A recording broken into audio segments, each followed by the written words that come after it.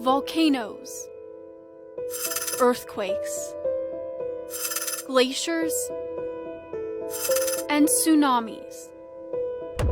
All a part of Alaska's geology. Mother Nature's natural hazards explained. Welcome to The Fault in the Facts. My passion is to tell stories of people who survived natural disasters.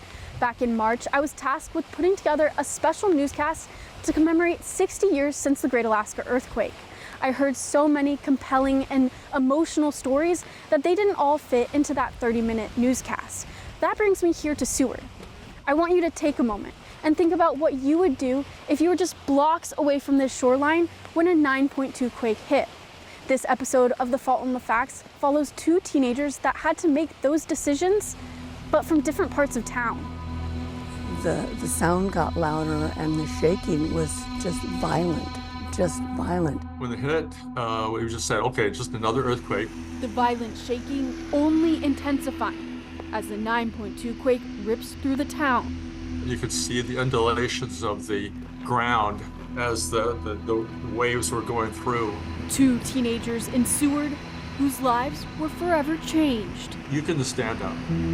Phil Richardson ran outside trying to find a safe place. It was almost nauseating. But the quake gave no reprieve. We saw avalanches on Mount Marathon. Just a few blocks away, Linda McRae, now McSwain, and her family faced the same shaking.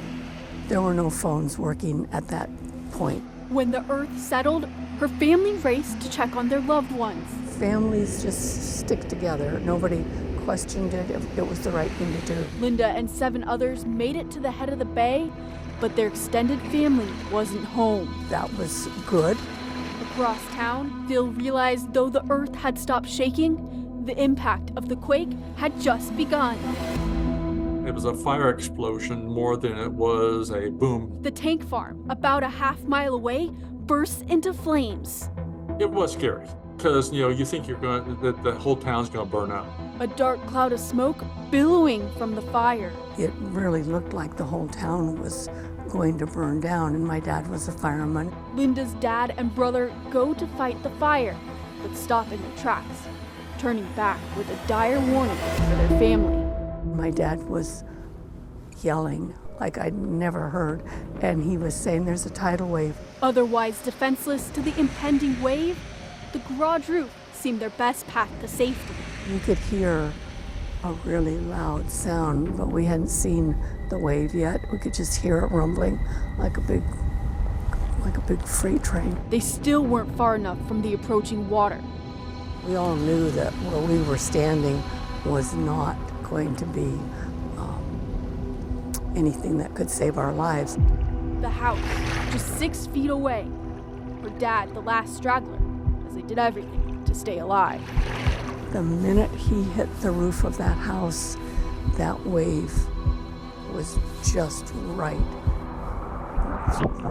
at us, barreling down. The powerful wave leveling the subdivision. We just popped up like a cork from ground level to the tops of the big trees in Seward, just torn off of the foundation. The house spinning. I always think the Wizard of Oz, just spinning out of control. Phil's family is nearby and also in trouble.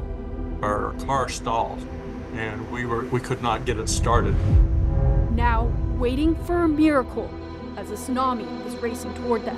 As a kid, I prayed and said, God, please, God, start this car. Their vital wish granted. The car started miraculously, and we peeled out of there. Everything around us was flattened, just flattened, a whole subdivision. Linda's roof came to rest in a stand of trees as tsunami waves continued overnight.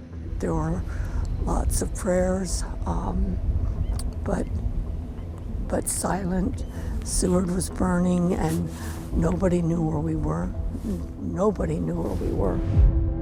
From a distance, it looked like Seward was burning up because there was a ring of fire all the way around. Phil's family took refuge from the flames and water at Bayview School, as Linda's saving grace settled into the muck and debris that had washed ashore, her brother leaving his family to look for help. None of us wanted him to go, but we knew it was the only chance that we would have. People were surprised to see him when he too made it to Bayview School. Our name was on an assumed dead list because people had seen us take that turn onto Airport Road. So the family of Scotty McRae was listed as dead. One disaster forever connecting two families through their stories of survival. I'm grateful every day for having a life. That life that Linda is so grateful to have maybe wouldn't have been put in danger if she had stayed home after the quake. She says her home had minimal damage from the shaking and it was untouched by the tsunami. Would anybody of my family change what we did? No. My family would never have left people that could be out at the head of the bay, and so I'm very proud of my dad for making that decision. Phil has a funny story mixed in with the chaos of evacuating after the quake. The family's goldfish bowl had fallen onto the floor, and his dad had a creative solution to keep the fish alive. The goldfish were on the floor wriggling around, so my dad went and got a pot water from the back of the toilet and filled the goldfish bowl full of water and put the goldfish back in. This can serve as a reminder that even serious situations can have comic relief when you look back at the difficult moments. If you want to see the full 60th anniversary newscast, it's available on our website and streaming platforms. And if you have a story about surviving the 1964 earthquake or another natural disaster, send me an email at mclark@ktuu.com. Thanks for tuning in to this episode of The Fault in the Facts.